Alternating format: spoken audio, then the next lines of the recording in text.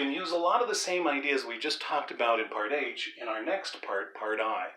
So if you're looking at log base 125 of 5 and you're really good at exponents, you might be able to tell me immediately what power we need for that 125 in order to get an answer of 5 back. But even if you don't see that immediately, we know that there's a way that we can eventually calculate that. So we have a logarithmic expression. I can make it a logarithmic equation by setting this equal to y. I know that log of 125 of 5 is some number. I can call that y. And now that I have that, I know that every logarithmic equation can be rewritten as an equivalent exponential equation. So the equivalent exponential equation, I know that the base of the exponential is going to be the same as the base of the log. So I'm going to have 125 to a power. My log is my exponent. So my exponent has to be y. And the result is 5. So I have 125 to the y power is equal to 5. That's the equivalent exponential equation.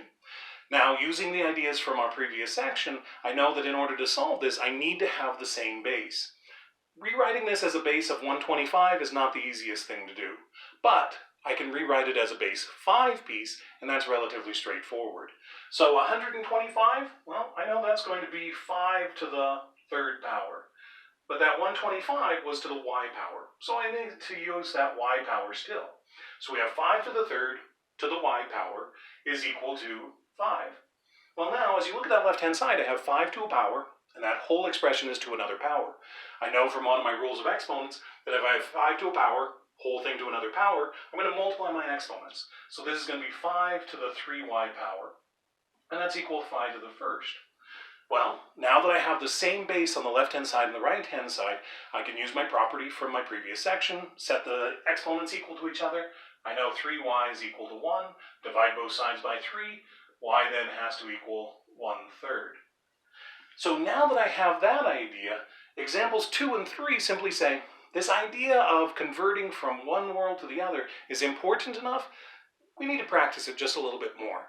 So in example 2, they're going to give us exponential equations, and they want us to use the equivalency statement to take these exponential equations and rewrite them as equivalent logarithmic statements. One more time, you can go ahead and simply remember who's a, who is x, and who is y on each one of these problems, and just fill in the right pieces in the right places, or you can think about the general items and what they mean. So I'm going to describe it in terms of the process instead of just memorizing who's x, who's y, who's a. So as I look at this problem, 16 is equal to 4 to the second power, I remember that logs are exponents. So I know that this 2 is my exponent when I write it in exponential statement, but I also know that it's going to equal my log. So my log expression has to equal the exponent of 2. Well, again, the base of my log and the base of my exponential statement are going to be the same. So the base of my exponential expression on the right-hand side is 4. So if the base of the exponential is 4, the base of the log also has to be 4. The only number that I haven't used at this point is the number 16, and that 16 has to go as the argument of my log.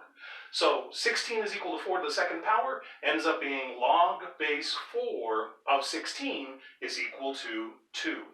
Now, on this problem, sometimes people want to do more, but this problem is just asking us to rewrite the problem.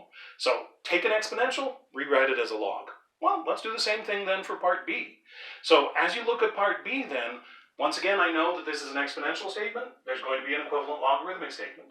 So I'm going to have log. Well, base of the exponential expression on the left-hand side is a. So if the base of the exponential is a, the base of the log also has to be a. Logs are exponents. My exponent is 3.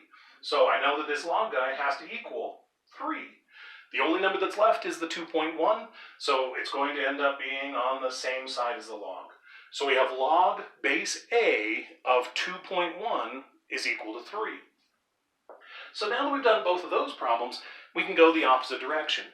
We can start with a logarithmic statement and rewrite that as an equivalent exponential. So let's do that. Example 3a, we have log base 4 of 2 is equal to x. So again, base of the log is the same as the base of the exponential, so I know that I'm going to have a base of 4. Logs are exponents. So this log is equal to x, so I know that we're going to have 4 to the x. And that has to equal the output of 2. So there is our exponential statement. Once again, don't do anything else with this problem. They're simply asking us to rewrite it as an equivalent exponential. So 4 to the x is equal to 2. Done with that part. Now as you look at part B, same thing. They gave us the logarithmic. They want us to rewrite it as an exponential. So base of the log is the same as the base of the exponential. So we're going to have 7 to a power. And the log is the exponent. So the log is equal to -2. So -2 has to be our exponent. So we have 7 to the -2 power is equal to the only other number that's left, 1/49. So there is our equivalent exponential equation. 7 to the -2nd power is equal to 1/49.